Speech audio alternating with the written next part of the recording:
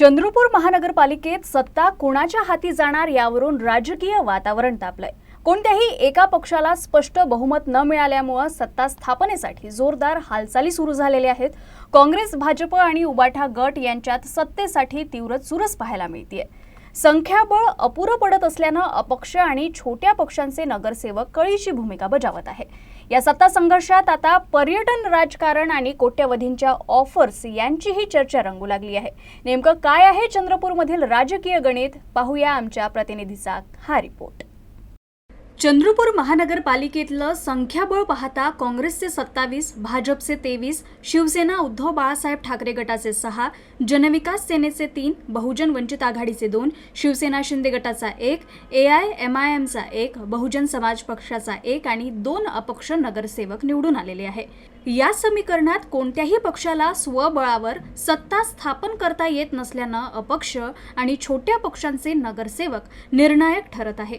याच पार्श्वभूमीवर राजकीय घोडेबाजाराला वेग आल्याची चर्चा सुरू झाली आहे। काही नगरसेवकांना थेट 1 कोटी रुपयांपर्यंतच्या ऑफर्स दिल्या जात असल्याचे दावे समोर आल्यानं राजकीय वर्तुळात खळबळ उडाली आहे। काँग्रेस आणि भाजप या दोन्ही प्रमुख पक्षांकडून अपक्ष तसंच इतर पक्षांच्या नगरसेवकांशी संपर्क वाढवण्यात आला आहे। दरम्यान सत्ता स्थापनेच्या निर्णायक टप्प्यावर दगाफटका टाळण्यासाठी प्रमुख पक्षांनी नगरसेवकांना पर्यटनावर पाठवण्याची रणनीती अवलंबली आहे। काँग्रेस, भाजप आणि उबाठा गटाकडून नगरसेवकांना वेगवेगळ्या ठिकाणी पाठवून सेफ हाऊस पॉलिटिक्स सुरू असल्याचं चित्र आहे।